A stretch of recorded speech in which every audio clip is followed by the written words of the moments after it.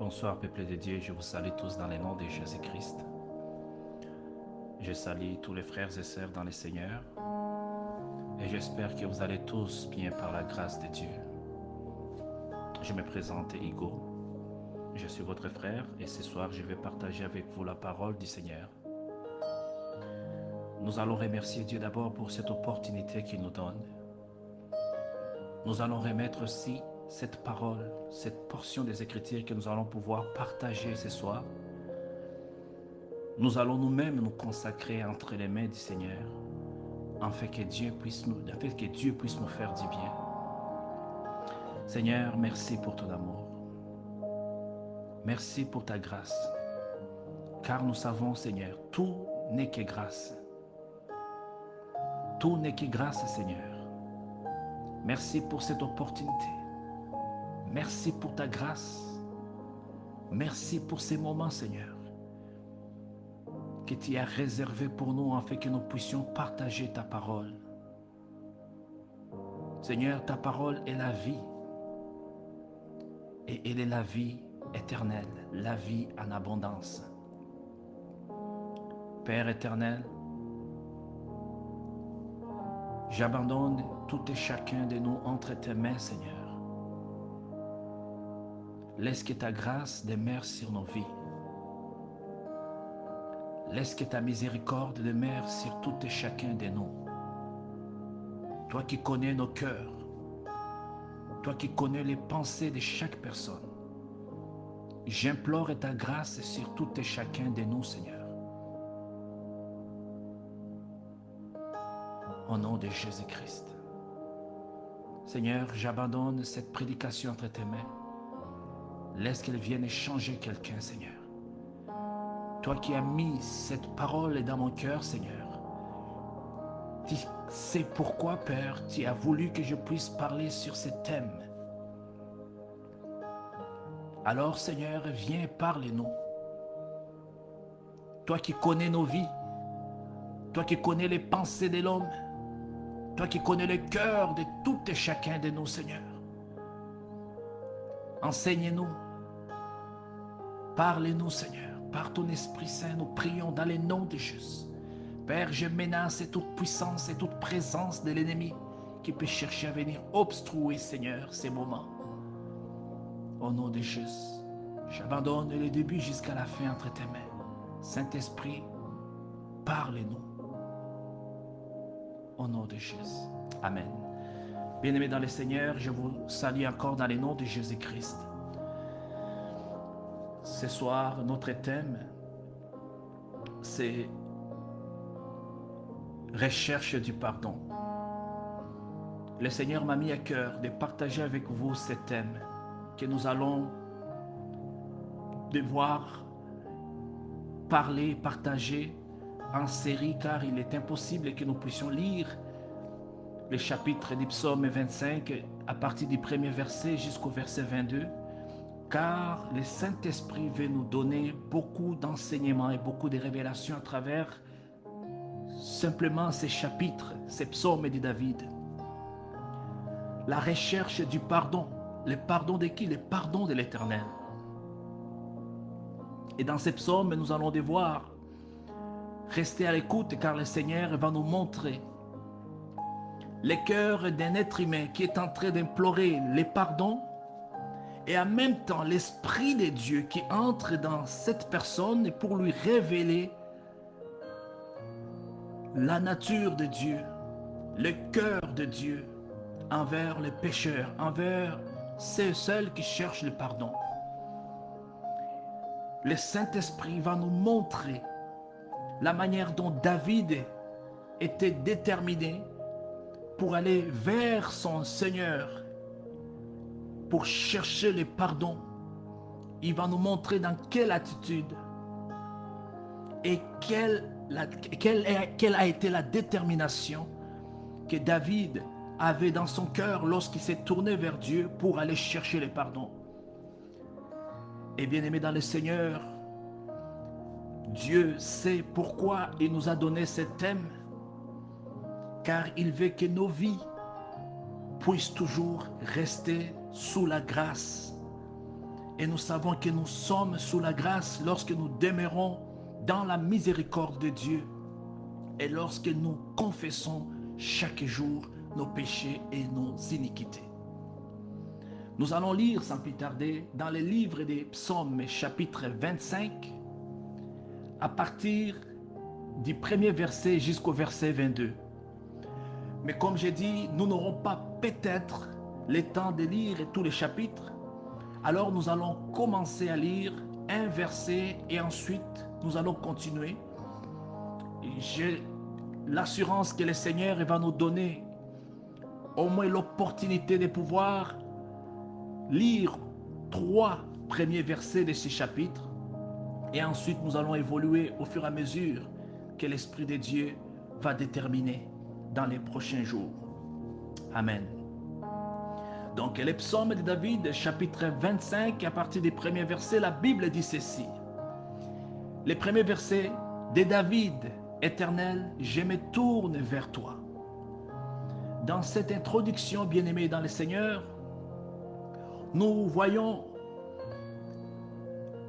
que David, il montre la détermination. Il dit, Éternel, je me tourne vers toi.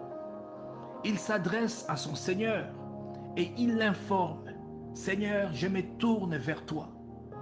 Il nous montre qu'il est à la recherche, je dirais, de quelque chose. Car nous savons, bien-aimés dans le Seigneur, si à un seul instant dans notre vie, il peut nous arriver de nous arrêter, de sortir d'une routine ou d'abandonner quelque chose que nous étions en train de faire, et se tourner vers quelque chose d'autre, c'est parce que quelque part, il y a un besoin.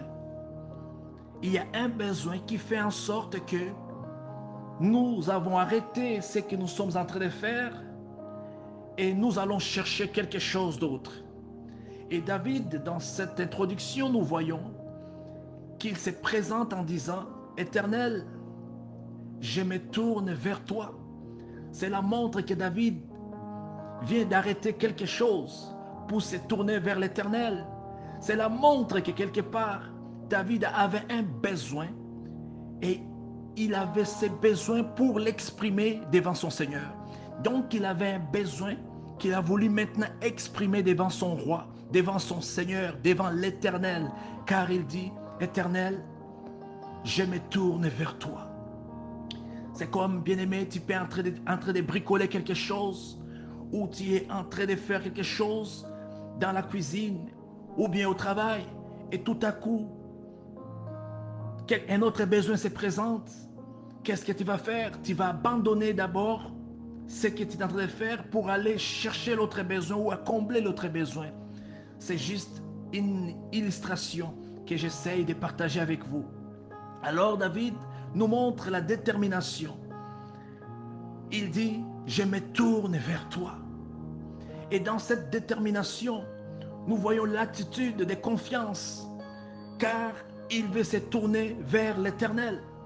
Bien-aimés dans le Seigneur, lorsque nous sommes à la recherche du pardon, il est très important de pouvoir nous arrêter les choses que nous sommes en train de faire, arrêter les comportements auxquels notre vie est caractérisée et se tourner vers Dieu avec détermination et avec confiance.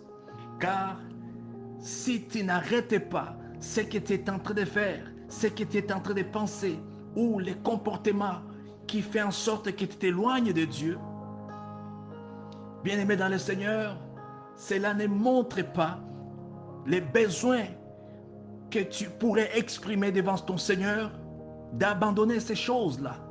Voilà pourquoi, lorsque nous voulons chercher Dieu pour le pardon ou pour quoi que ce soit, quelque chose qui ne va pas dans notre vie, il est très important, bien-aimé dans le Seigneur, de nous tourner vers lui, d'abandonner quelque chose qu'on est en train de faire et de se tourner vers le Seigneur. Et David, ce qu'il a fait, nous le voyons dès l'introduction, dès les premiers versets en disant, Éternel, je me tourne vers toi. je me tourne vers toi, Seigneur. Entre autres, je me tourne vers ton trône. Entre autres, je me tourne vers ta présence. Alléluia. Bien-aimés, nous pouvons voir dans plusieurs versets dans la Bible, dans plusieurs histoires de la Bible, les gens qui avaient un besoin, et lorsque ces besoins se présentaient dans leur vie, ils se sont tournés vers Jésus. Ils se sont tournés vers le Seigneur, comme David l'a fait. Alléluia. Souviens-toi de l'histoire des centeniers. Dans les livres de Luc, chapitre 7, à partir du premier verset, tu peux lire tous les chapitres si vous voulez. On voit qu'il y avait un homme, un centenier, un militaire qui avait une centaine de soldats. Et la parole de Dieu nous déclare que cet homme avait l'un de ses serviteurs qui était malade, qui était souffrant, qui était en train de mourir. Les besoins étaient là de se tourner vers Jésus-Christ. Et ce centenier va envoyer ses serviteurs vers le Seigneur Jésus pour lui dire de prier pour son serviteur qui était malade. Voilà un besoin qui s'est présenté dans la vie de cet homme et qui a fait en sorte que cet homme a tourné ses regards vers Jésus-Christ. Alléluia. Et nous pouvons regarder encore une autre histoire dans la Bible, bien-aimée dans le Seigneur, celle de Barthélemy, l'histoire de l'aveugle sur le chemin de Jéricho.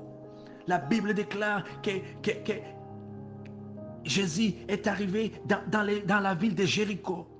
Et quand il a voulu sortir de la ville avec ses disciples qui l'accompagnaient, alors, et la foule qui était immense qui suivait Jésus, car la parole déclare que Jésus était toujours accompagné par la foule à cause des miracles qu'il faisait et des signes, des prodiges. Et la parole de Dieu nous dit ceci. Il y avait un aveugle qui s'appelait Barthélemy, le fils de Timée, qui était assis. Il était en train de mendier, de demander l'aumône, demander tout ce qu'il avait besoin. Et lorsqu'il a entendu Jésus passer par là, les besoins s'écriaient en lui, de crier vers Jésus, car il avait déjà entendu parler de Jésus. Et il va dire, fils de David, Jésus, aie pitié de moi. Alléluia.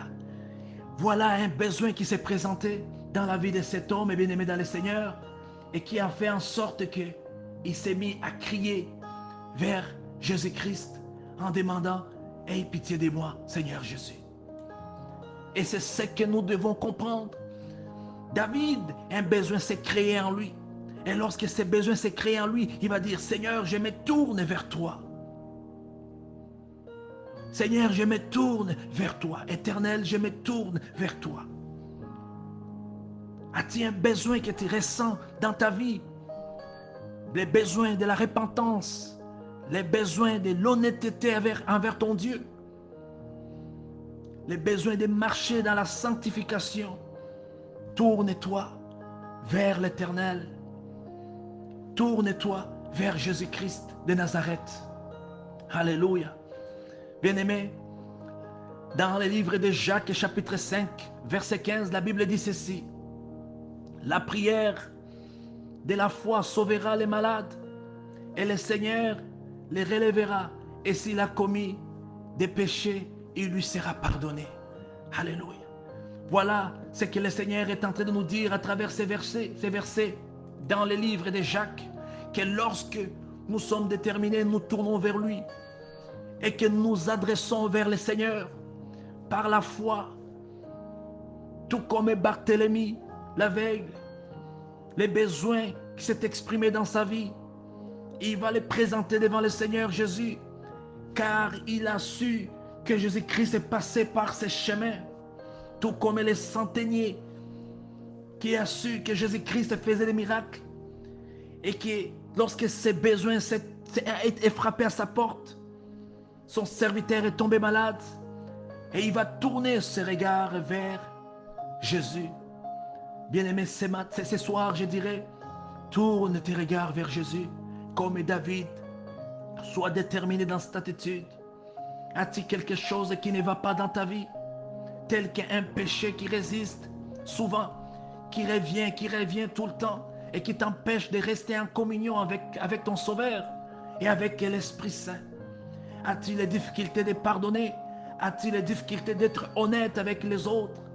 As-tu les difficultés de laisser les choses du monde, les plaisirs et les désirs du monde pour marcher dans la sanctification? As-tu ces choses-là qui viennent tout le temps te culpabiliser? Bien-aimé dans le Seigneur, fais comme David, l'ancien roi des Juifs, qui s'est tourné vers le Seigneur avec détermination, car il savait son Seigneur était capable et était au-delà de tout ce qui pouvait chercher à l'éloigner de lui. Alléluia. Dans le verset 2, il poursuit en disant, mon Dieu, en toi je me confie. En toi je me confie, mon Dieu. Alléluia. Que je ne sois pas couvert de honte et que mes ennemis ne se réjouissent pas de mon sujet. Voilà ce que David va dire encore dans le verset 2. Bien-aimé dans le Seigneur, dans ces versets, nous voyons encore que David s'approche à un Dieu dont il est sûr que c'est son Dieu. Il dit, mon Dieu, en toi je me confie. Il s'est approprié ce Dieu. Il sait que c'est son Dieu. Il reconnaît que c'est son Seigneur. Alléluia. Bien-aimé dans le Seigneur, lorsque tu es dans la recherche du pardon, peu importe la culpabilité, peu importe ce qui peut se passer dans ta vie à cause de ce que tu as fait, reconnais qu'il est ton Dieu. Comme David, il dit, mon Dieu, avec assurance, mon Dieu, avec détermination, mon Dieu, en toi je me confie. En toi je me confie, mon Dieu. Alléluia. Bien-aimé dans le Seigneur, déclare qu'il est ton Dieu lorsque tu es dans ta présence, peu importe ce que tu as fait. Déclare et confesse-le. Mon Dieu, je viens devant toi pour confesser mes péchés. Bien-aimé, et quand il dit en toi je me confie, cela m'amène à vous dire ceci, bien-aimé dans le Seigneur. Vous savez que nous pouvons simplement se confier en celui qu'on sait et en celui qu'on connaît, je dirais. Celui qu'on sait qui ne peut pas nous abandonner, celui qu'on sait qui ne peut pas nous faire du mal. Voilà les personnes auxquelles nous devons nous confier. Et lorsque David il dit, mon Dieu, en toi je me confie, cela montre encore qu'il avait la confiance envers son Seigneur, car il savait son Seigneur ne peut pas l'abandonner. C'est comme les centeniers, lorsqu'il a envoyé les gens vers Jésus-Christ, il savait que réellement, il avait la confiance envers Jésus-Christ. C'est comme Barthélemy quand il a crié après Jésus, c'est parce qu'il savait que Jésus, il avait la confiance envers Jésus, il savait que Jésus n'allait pas l'abandonner. Il a crié fort. La Bible déclare dans l'histoire de Barthélemy que même les gens, la foule, commençait à l'empêcher d'appeler le maître. Mais lui va crier encore fort. Alors, on se confie en celui qu'on sait qui ne peut pas nous abandonner, qui ne peut pas nous trahir, qui ne peut pas nous laisser, qui ne peut pas nous faire du mal. Voilà pourquoi il dit, mon Dieu, il s'est approprié d'abord ce Dieu. Il a reconnu que c'est son Seigneur, c'est son Dieu. Il avait l'assurance de le déclarer en sa présence. Et ensuite, il va dire, en toi, je me confie, Seigneur. C'est en toi que je me confie. Ma confiance est en toi. Je sais que tu dois me pardonner. Je sais que tu es miséricordieux. Il avait la confiance. Et c'est ce que le Seigneur te demande, bien-aimé dans le Seigneur, chaque fois quand tu t'approches devant le Seigneur Jésus pour implorer ta grâce, pour sa grâce et implorer sa miséricorde, bien-aimé dans le Seigneur, prends l'attitude de David. Le Saint-Esprit te dit ce soir, prends l'attitude de l'homme de David.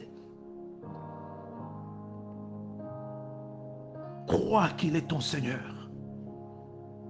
Confesse, déclare-les devant tes ennemis. C'est mon Dieu, peu importe ce que j'ai fait, c'est mon Dieu. En lui, je me confie. Alléluia. Viens avec l'assurance devant le Seigneur. Reconnais qu'il est miséricordieux. Reconnais qu'il demeurera toujours ton Seigneur. Alléluia. Alléluia. On se confie avec confiance dans le Seigneur, bien-aimé dans le Seigneur. On ne devrait pas avoir la honte lorsqu'on se présente devant Dieu.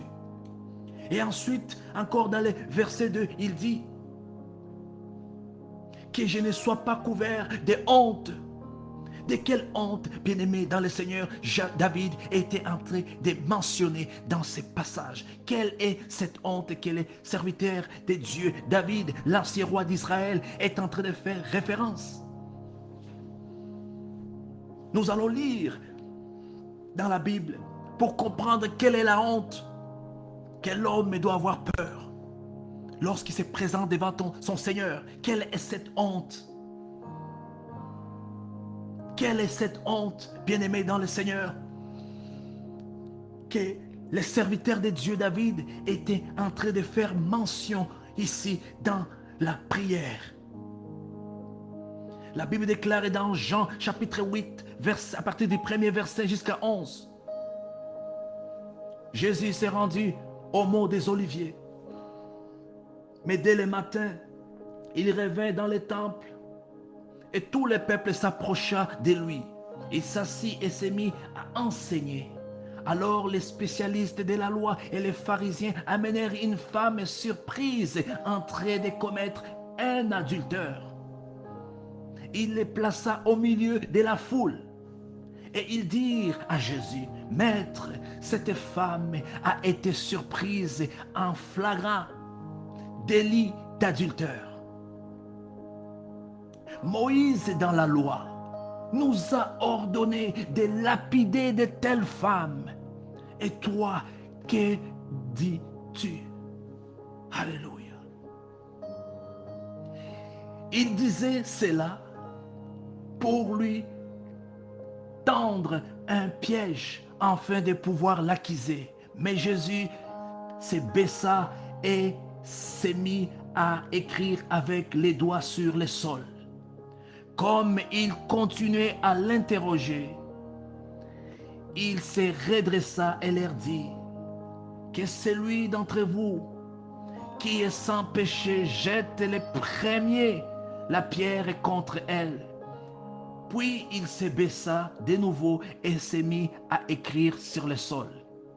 Quand ils attendirent cela, accusés par leur conscience, ils se retirèrent un à un et commencèrent à commencer par les plus âgés et jusqu'au dernier. Jésus resta seul avec la femme qui était là au milieu. Alors il se redressa et ne voya plus. Et ne voya plus qu'elle. Et il lui dit, « Femme, où sont ceux qui t'accusaient? Personne ne t'a donc condamné. » Il leur répondit, « Personne, Seigneur. » Alléluia. Bien-aimés dans le Seigneur, nous allons arrêter ici. Cette histoire, ça nous montre la femme qui venait, qui était surprise en train de faire l'adultère. Voilà la honte que cette femme avait, la honte du péché, la honte de la transgression de la loi de Dieu. Cette honte était là. La Bible déclare qu'elle était au milieu de la foule. Ils l'ont même placée devant la foule. Voilà la honte qui couvrait cette femme. Et David, il dit, que je ne sois pas couvert de honte.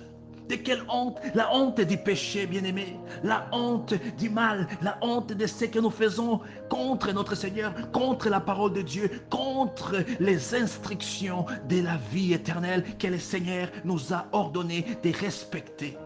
Cette femme était couverte de honte. Elle était remplie de toute honte, car il était interdit par la loi de Moïse de commettre l'adultère, d'aller coucher avec quelqu'un, avec la femme, avec l'homme d'autrui. Et cette femme a fait cela. Donc elle avait transgressé la loi. Elle avait transgressé les commandements de l'Éternel. Voilà la honte. Lorsqu'elle s'est retrouvée devant les gens, sa tête baissée au sol, devant Jésus-Christ, devant tous ces hommes qui criaient, qui lançaient des cris, des hontes, qui hurlaient sur lui, sur elle. Voilà la honte dont David est en train de faire mention, cette honte du péché. Cette honte que les ennemis vont toujours, les démons vont toujours crier vers nous lorsque nous transgressions, bien-aimés, dans le Seigneur. La parole de Dieu. Voilà ce qui se passe lorsque l'homme va mourir dans les péchés. Les démons vont se moquer de toi. Cette honte a fait peur à l'homme de Dieu David. Il dit, Seigneur, que je ne sois pas couvert de honte. Que je ne sois pas couvert de cette honte, Seigneur. Voilà pourquoi je tourne mes regards vers toi. Voilà pourquoi je cherche le salut. Voilà pourquoi je cherche le pardon. Voilà pourquoi je prie ce soir. Bien-aimé dans le Seigneur, que tu ne sois pas couvert de honte. Voilà la honte que tu dois avoir toujours peur de ne pas rougir devant ton Seigneur. Et la seule personne qui peut te délivrer de toutes ces personnes-là, de ces démons-là, qui te poussent à pécher, afin que tu puisses porter la honte sur toi, bien-aimé, c'est de se tourner vers Jésus-Christ. C'est de se tourner vers ton Seigneur. C'est lui que tu dois dire, mon Dieu, en toi je me confie. C'est lui que tu reconnais qui ne peut nullement t'abandonner. C'est lui à qui tu as confiance, en qui tu as confiance pleinement. C'est lui à qui tu as la certitude qu'il ne peut nullement t'abandonner. Oh, bien-aimé dans le Seigneur, nos parents peuvent nous abandonner. J'en ai entendu des histoires où des parents ont abandonné leurs enfants. Mais je t'assure que le Seigneur ne t'abandonnera jamais, peu importe le mal que tu as commis. Peu importe les péchés que tu as commis. Mais il faut que tu puisses avoir l'attitude de David. Il faut que tu puisses te tourner d'abord vers lui. Avec cette certitude, cette confiance et cette détermination. Il faut que tu reconnaisses dans ton cœur qu'il est ton Seigneur et que tu l'appelles, mon Dieu, je me tourne vers toi. Mon Dieu, en toi je me confie. Il faut que tu te confies en lui aussi. Il ne faut pas que tu caches les mauvaises choses que tu commets dans la vie. Bien-aimé, tu peux être hypocrite avec les gens, mais le Seigneur, lui, connaît ton cœur. Tu peux être rusé, mais le Seigneur, il sonde ton cœur. Voilà pourquoi tu dois avoir cette confiance en l'Éternel. Confie-toi à l'Éternel. Toutes les choses que tu fais qui ne sont pas correctes, toutes les mauvaises intentions, les mauvaises pensées, tout ce que tu manigances, tout ce que tu fais, confie à l'Éternel, confesse-les. Et il faut avoir peur, bien-aimé, de porter la honte. La honte, bien-aimé, dans le Seigneur. Le péché, c'est quelque chose d'horrible. Le péché, c'est quelque chose d'horrible, bien-aimé, dans le Seigneur. David a manifesté la peur. Que je ne sois pas couvert de honte. Prie, bien-aimé dans le Seigneur, pour que le Seigneur te donne cette confiance de David, afin qu'à la fin, le jour du jugement, que tu ne puisses pas rougir devant ton Seigneur. Paul est en train de nous dire que si nous marchons selon la volonté de Dieu, nous ne sommes pas appelés à rougir devant notre Dieu. Alléluia. Bien-aimé dans le Seigneur, j'ai une question. Est-ce que tu as les sentiments comme celles que manifestent les serviteurs de Dieu David? Ces sentiments de la crainte, du péché, d'être couvert de la honte à cause de quelque chose que tu peux faire qui est contre la volonté de Dieu. As-tu peur d'être couvert de honte? As-tu peur de rougir devant ton Seigneur le jour du jugement? Tourne tes regards vers lui. Aie confiance en lui. Invoque-lui. Alléluia. Et encore dans le verset 2, il va poursuivre en disant que mes ennemis ne se réjouissaient pas de mon sujet. Que mes ennemis ne se réjouissaient pas de mon sujet. Voilà les derniers versets que nous allons lire avant de clôturer notre prédication pour ce soir. Que mes ennemis ne se réjouissaient pas de mon sujet. De quel ennemi David parlait-il? Il est important d'identifier qui sont nos ennemis bien-aimés dans le Seigneur. Qui sont ceux qui cherchent toujours à nous amener à désobéir à la parole de Dieu et à désobéir au commandement de notre Seigneur. Qui est celui qui cherche à nous révolter? Alléluia. Bien-aimés dans le Seigneur, il y a 3 ennemis que nous devons toujours se souvenir dans notre vie. Le premier ennemi est le péché. Et le deuxième ennemi, c'est le moi. Et le troisième ennemi, c'est le Satan, le diable lui-même. Bien-aimés, ces 3 choses, ces 3 éléments que nous venons de citer ici, nous allons toujours les voir dans notre vie lorsque nous nous comportons contre la volonté de Dieu. Toutes ces choses qui sont contraires, qu'elles soient par exemple, je dirais, d'origine spirituelle ou naturelle ou humaine, on trouve toujours la racine de ces mal, bien-aimés dans le Seigneur, qui est dans l'homme, dans ces 3 choses. La racine de tous les malheurs qui arrivent à l'homme, qui arrivent à l'humanité, est basée sur ces 3 éléments. Je les crois de tout mon cœur. Et nous allons voir maintenant la manière dont elle se ressource devant Dieu pour maintenant contrer ces 3 ennemis. Quelles sont les ressources que nous pouvons maintenant, que David va utiliser? Alléluia. Bien-aimés dans le Seigneur, pour l'ennemi qu'on appelle les péchés d'abord, cet ennemi-là que nous avons mentionné comme le premier ennemi,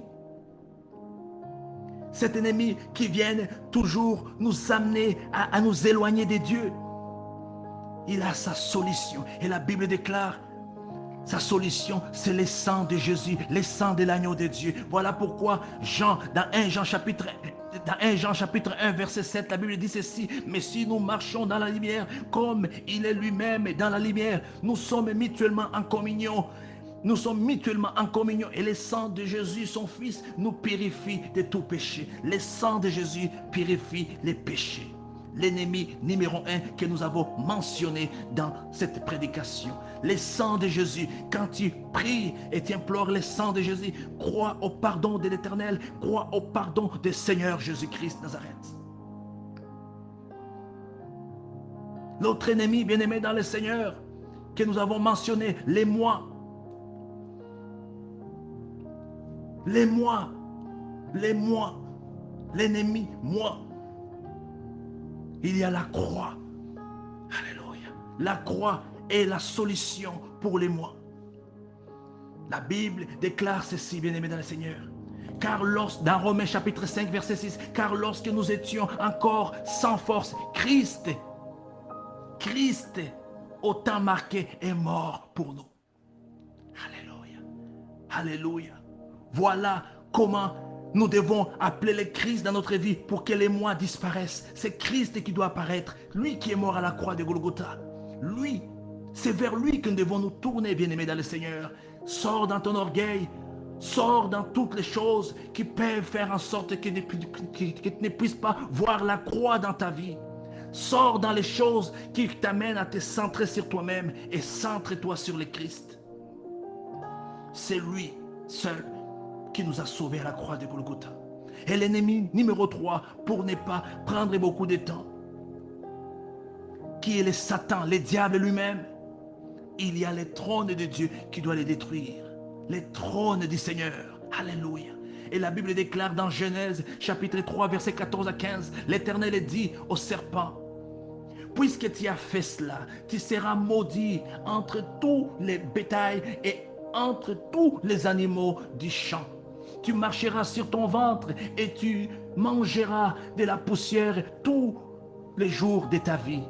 Verset 15, qui est plus encore inspirant, il dit ceci: je mettrai inimitié entre toi et la femme, entre ta postérité et sa postérité. Celui-ci t'écrasera la tête et tu lui blesseras les talons. Voilà la promesse de la postérité. Ça veut dire Jésus-Christ, le trône de Dieu, qui allait écraser les serpents.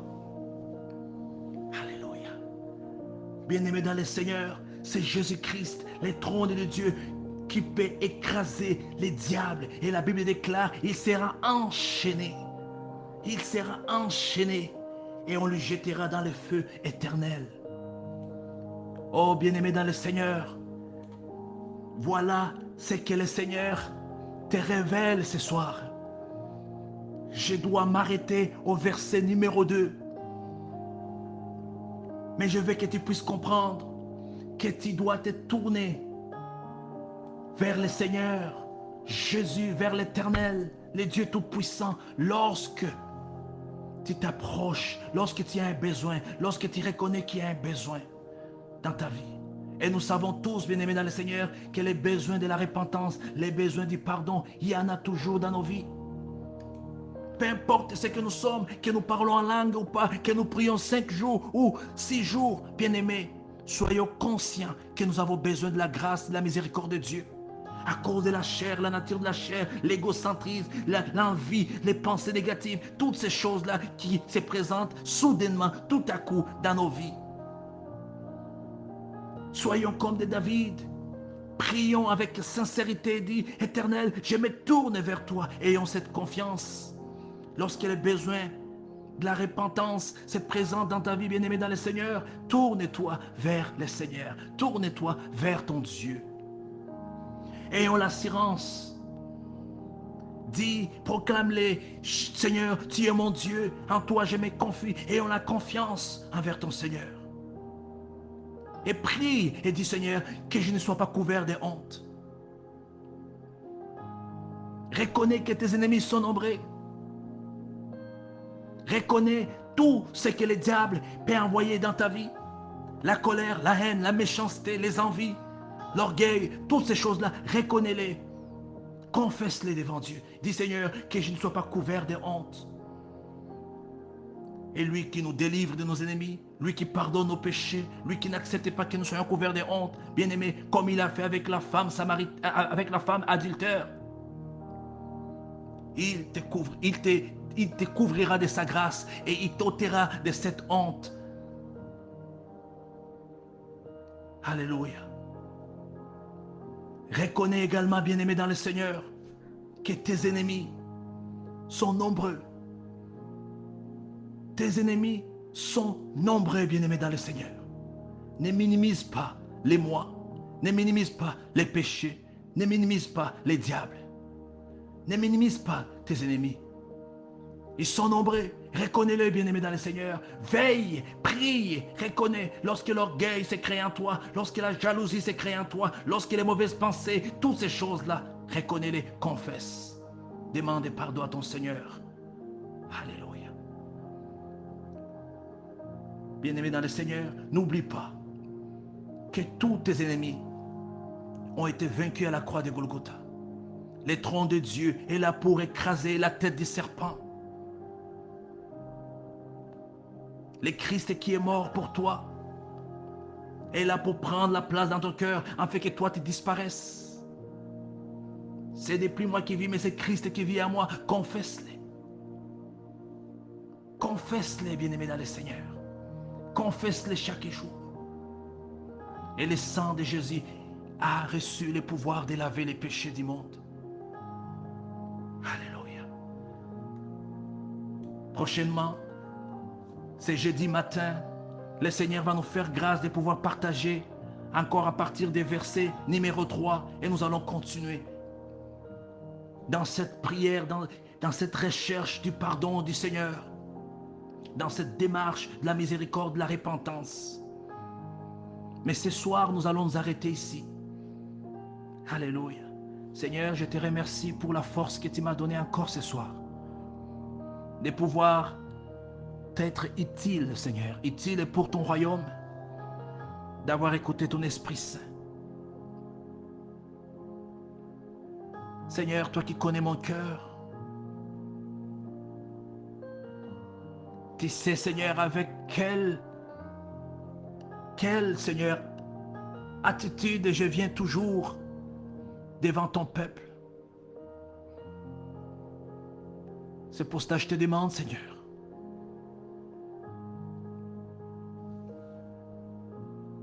laisse que cette prédication puisse venir guérir ton peuple. Guéris-nous, Seigneur. Oui, Seigneur, donnez-nous l'attitude comme celle de David. La détermination comme celle de ton serviteur, David. Nous te prions, Seigneur. Ce soir, nous tournons nos regards vers toi, nos yeux vers ton trône. Toi qui es notre Dieu. Seigneur, nous disons que c'est en toi que nous confions, Seigneur. N'acceptez pas que nous soyons couverts de honte. Seigneur, regarde nos ennemis, comment ils sont nombreux. L'ennemi du péché, alléluia. Les moi, l'égocentrisme, ce qui est centré sur nous-mêmes, c'est penser, Seigneur. Oh mon Père, et aussi les diables qui rôdent autour de nous pour venir nous détruire. Ils cherchent souvent à nous détruire avec la drogue,